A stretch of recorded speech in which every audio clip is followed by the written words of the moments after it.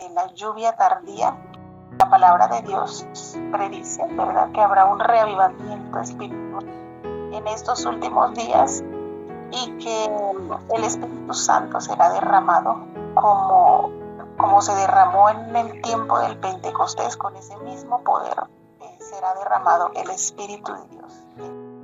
Allí en el conflicto de los siglos, hermanos, en la página 517, dice lo siguiente: antes de que los juicios de Dios caigan finalmente sobre la tierra, habrá entre el pueblo del Señor un avivamiento de la piedad primitiva, cual no se ha visto nunca desde los tiempos apostólicos, y que el Espíritu y el poder de Dios serán derramados sobre sus hijos. Y esta es una promesa maravillosa, hermanos. En este tiempo nos aferramos, ¿verdad?, a nuestro Dios a través de la oración, a través del estudio profundo de su palabra. Nosotros podríamos gozar y experimentar en nuestra vida el cumplimiento de esta maravillosa promesa. Al final, ¿verdad?, habrá un reavivamiento, dice aquí, cual nunca antes se ha visto, o como nunca antes se ha visto ni siquiera en los tiempos apostólicos, y que el poder de Dios y su Espíritu entonces será derramado sobre sus hijos fieles. Allí en la página 669 también del conflicto de los siglos dice que la obra que se realizará en este tiempo será semejante a la que se realizó en el Pentecostés, como la lluvia temprana fue dada en tiempos de la efusión del Espíritu Santo al principio del ministerio evangélico. Esto se dio para hacer crecer la preciosa semilla, así la lluvia tardía entonces queda al final de dicho ministerio para hacer entonces madurar la cosecha. Al libro de Joel, capítulo 2, y vamos a leer el versículo 23. Y después de esto derramaré mi espíritu sobre toda carne, y profetizarán nuestros hijos y vuestras hijas. Nuestros ancianos soñarán sueños, y vuestros jóvenes verán visiones. Amén. Muy bien. Allí vemos también, ¿verdad?, cómo la palabra de Dios promete que en estos tiempos se darán todas estas cosas. Y con respecto a esto, acá en los Hechos de los Apóstoles, en la página 45, dice: vosotros también, hijos de Sion, dice lo siguiente: bajo la figura de la lluvia temprana y tardía que cae en los países orientales al tiempo de la siembra y la cosecha, los profetas hebreos predijeron el derramamiento de la gracia espiritual en una medida extraordinaria sobre la iglesia de Dios. Esto también es una maravillosa promesa. Dice que se derramará la gracia espiritual en una medida extraordinaria en nuestra iglesia, y que el derramamiento del Espíritu en los días de los apóstoles fue apenas el comienzo de la lluvia temprana, y que los resultados en aquel tiempo, hermanos, fueron resultados gloriosos. Dice aquí: hasta el final de los tiempos la presencia del Espíritu ha de morar con la iglesia. Entonces vemos también que aquí, ¿verdad?, hay una promesa hermosa, y es de que así como el Espíritu de Dios estuvo, ¿verdad?, con los apóstoles para hacer la obra y se dio de una manera extraordinaria en la iglesia de Dios en aquel tiempo, asimismo entonces en este tiempo, ¿verdad?, experimentando nosotros esa lluvia tardía o el derramamiento del Espíritu Santo en nosotros en este tiempo, también entonces se darán gloriosos resultados. Hasta el final de los tiempos la presencia del Espíritu va a demorar con la iglesia, y esto, ¿verdad?, debe tranquilizarnos a nosotros, porque no estamos solos haciendo la obra. Es más, la obra no es nuestra. Nosotros debemos saber y reconocer que la obra no es nuestra, que la obra es del Espíritu de Dios, y que si nosotros buscamos, ¿verdad?, la presencia del Espíritu y oramos para que el Espíritu de Dios sea quien nos dirija, entonces seremos dirigidos por Él para seguir haciendo esta obra hasta que llegue a término. Testimonios para la Iglesia, página 505, dice que el Señor emplea entonces las operaciones de la naturaleza para representar la obra del Espíritu Santo como el rocío y la lluvia son dados en primer lugar para hacer que la semilla germine y luego para madurar la cosecha, así el Espíritu Santo es dado para llevar adelante de una etapa a otra el proceso de crecimiento espiritual. Pues recordemos, hermanos, que nosotros debemos crecer, ¿verdad? Debemos avanzar espiritualmente hasta que podamos nosotros llegar a la estatura de Cristo con respecto a su carácter. Ese es el crecimiento, ¿verdad? Que Dios desea que nosotros tengamos, que podamos crecer en cuanto al carácter de Cristo, que no nos quedemos allí, ¿verdad? Allí estancados, sino que nos podamos espiritualmente cada día crecer, y esto lo logramos únicamente cuando nosotros pues trabajamos en cuanto a nuestra relación con Dios. Cada día nosotros debemos intimar más o ser más íntimos con Dios, o que nuestra relación con Él sea mucho más estrecha. Entre más nosotros conozcamos a Dios a través de su palabra, más nosotros cada día nos vamos a parecer a Él. Nosotros debemos experimentarlo en nuestra vida y debemos entrar en ese proceso de crecimiento espiritual. Y miren cómo el Señor, ¿verdad?, nos ha dado todo lo que Él ha creado para que nosotros pues podamos tomar de allí ejemplos sencillos para poder comprender la obra que Él quiere hacer en nosotros. Entonces, cómo emplea incluso, ¿verdad?, todo lo que sucede en la naturaleza para compararlo con lo que sucede en nuestra vida espiritual. Dice que la maduración del grano representa la obra, la terminación de la obra de la gracia de Dios en el alma. Hasta aquí todo suena muy bien, ¿verdad? Nosotros esperamos ese momento en que el Espíritu de Dios pueda derramarse, ¿verdad?, en nuestras vidas. Hermanos, nosotros debemos de orar por esto, pero hay condiciones para que nosotros podamos recibir el Espíritu Santo. Allí en Zacarías capítulo 10, versículo 1. Pedid a Jehová lluvia en la estación tardía. Jehová hará relámpagos y os dará lluvia abundante y hierba verde en el campo a cada uno. Amén, qué bonito. Allí el Señor nos da la seguridad, ¿verdad?, de que cualquier cosa que nosotros le pidamos, pues Él está dispuesto a dárnoslas. Y dice allí, pedid, ¿verdad? Pedid el Espíritu Santo. La primera condición, hermanos, que nosotros debemos cumplir para recibir al Espíritu de Dios es precisamente sentir la necesidad de Él. Y como consecuencia de esto, pues orar por Él. Entonces debemos nosotros sentir esa necesidad. Si nosotros lo pedimos, pues es muy seguro que nuestro Padre Celestial, como da buenas dádivas, ¿verdad?, a sus hijos, está dispuesto a darnos, a derramar en nosotros el poder de su Espíritu. Pues Él es el que nos guía, Él es el que nos convence de pecado. Y nosotros necesitamos esto, ¿verdad?, para que Él pueda morar a plenitud en nuestro corazón. Debemos nosotros primero experimentar lo que es el convencimiento, ¿verdad?, de nuestros pecados, para que pueda darse en nosotros a través del Espíritu el don del arrepentimiento, y entonces podamos confesar, ¿verdad?, nuestras faltas delante de nuestro Dios y podamos alcanzar la misericordia y el perdón de nuestro Padre Celestial. Allí en el libro El Colportor Evangélico, en la página 146, dice que debemos orar por el descenso del Espíritu Santo, como los discípulos oraron en el día del Pentecostés. Miren, yo me imagino, hermanos, la intensidad con la que los discípulos oraron en ese tiempo. ¿Será que nosotros en este tiempo estaremos orando con la misma intensidad? ¿Estaremos nosotros preparados o de verdad deseamos que el Espíritu de Dios more en nuestro corazón? Es una pregunta para meditar. La siguiente condición, hermanos, dice lo siguiente: debemos experimentar primero la lluvia temprana. Y con respecto a esto, aquí testimonios para los ministros, en la página 515 y 516 dice que todo individuo debe comprender su propia necesidad el corazón debe ser vaciado de toda contaminación y debe ser limpiado por la morada interna del Espíritu de Dios. Esa es la siguiente condición. Nosotros debemos experimentar, ¿verdad?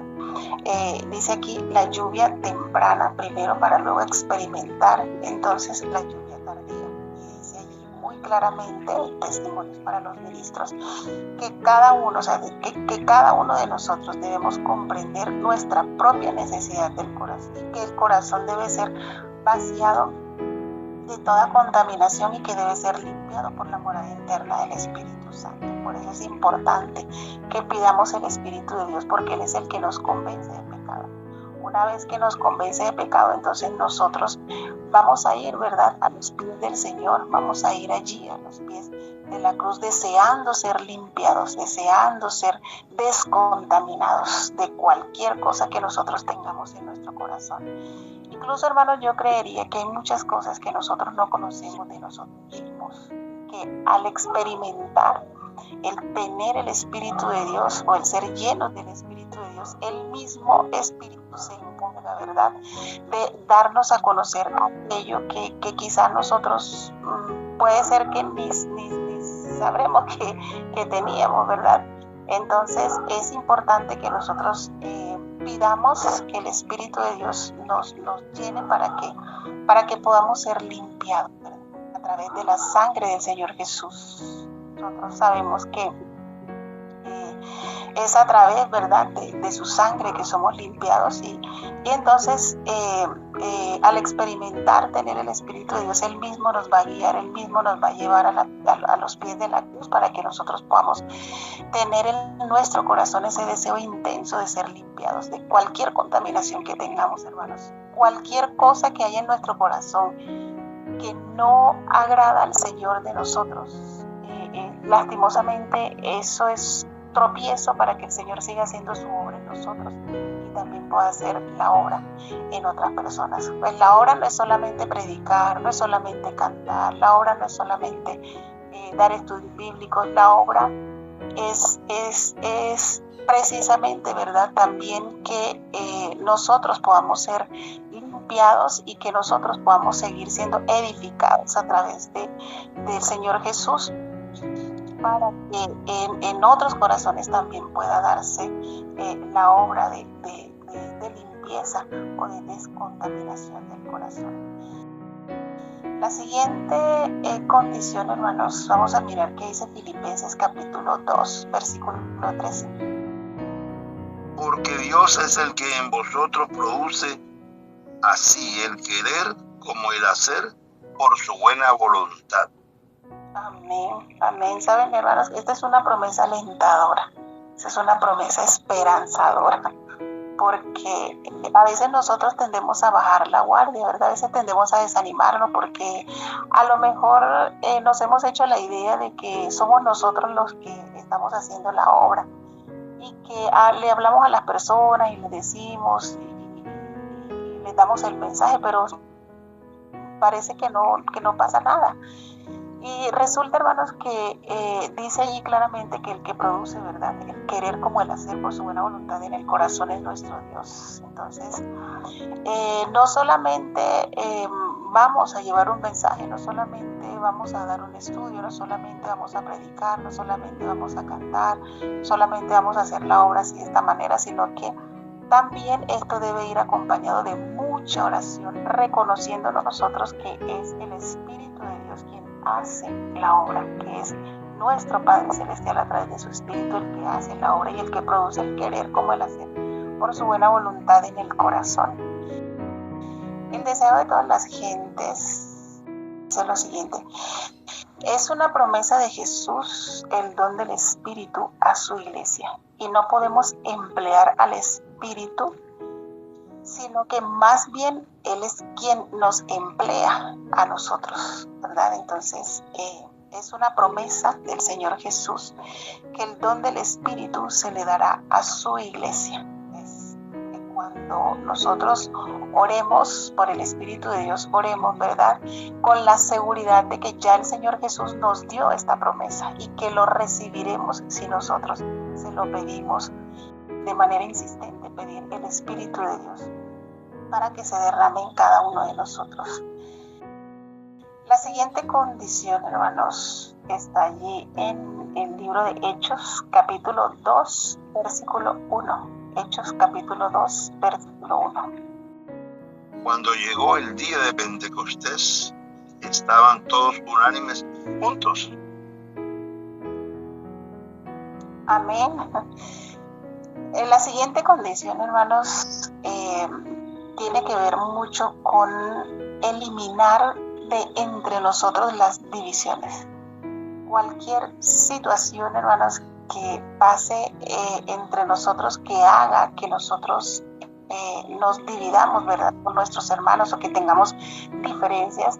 Esto también es como esa piedrita, ¿verdad?, en el zapato, o esa piedrita de tropiezo que no permite que el Espíritu de Dios entonces se derrame y que more en nosotros, porque hay algo allí, ¿verdad?, que está impidiendo que esto suceda. Entonces, como los apóstoles en el día del Pentecostés se reunieron y ellos apartaron, ¿verdad?, todas sus divergencias y estaban unánimes, así nosotros también deberíamos de hacer, porque esta es una condición que Dios nos da para que su Espíritu pueda derramarse en nosotros. No debe haber divisiones, no debe haber diferencias entre nosotros, para que esto no impida, ¿verdad?, que el Espíritu de Dios entonces se derrame en nosotros y podamos seguir haciendo la obra que tenemos que hacer, que es una obra que Dios nos ha encomendado. Es una orden que Dios nos ha dado. Nosotros no debemos pasar desapercibidos de esta orden que Dios nos ha dado, ¿verdad?, de hacer su obra. Entonces, todo aquello que lo impide, todo aquello que haya en nuestro corazón que esté impidiendo que el Espíritu de Dios more a plenitud en nosotros, debemos llevarlo al Señor. Todos debemos llevarlo al Señor. Quizás si hay resentimiento, quizás si reconocemos que en nuestro corazón hay orgullo, si reconocemos que en nuestro corazón hay egoísmo, si reconocemos que aún nosotros tenemos diferencias con alguien. Hay personas que,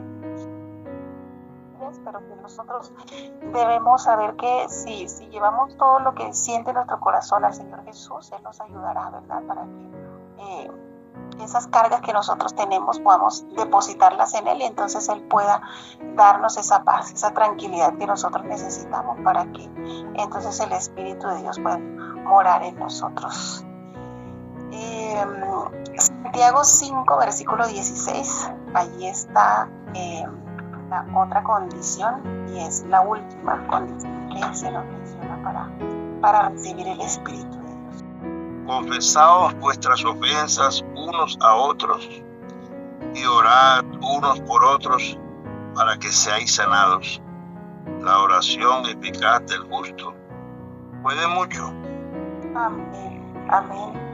Este es un texto, hermano, que se utiliza mucho cuando vamos a orar, ¿verdad?, a los enfermos. Y a veces nosotros como que nos hacemos la idea de que este texto solamente se utiliza para orar por los enfermos físicamente. Y bueno, esto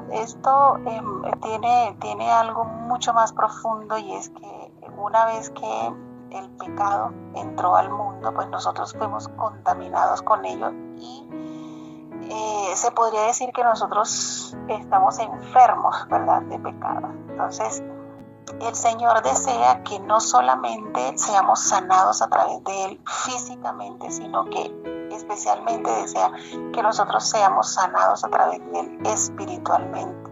Porque al embargar, o al permitir que nuestro corazón se embargue en muchas cosas que nos separan de Dios, pues estamos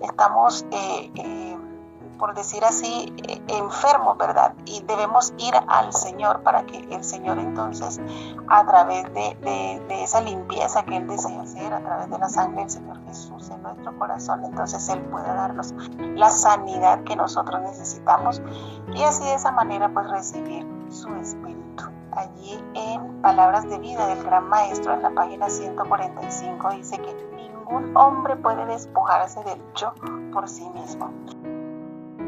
Y la siguiente condición, hermanos, que el Señor nos pide es que debemos despojarnos de ese yo. ¿verdad? Dice, solo podemos consentir que Cristo haga esta obra. Entonces el lenguaje del alma será: toma mi corazón porque yo no puedo dártelo, es tuyo, manténlo puro porque yo no puedo mantenerlo por ti.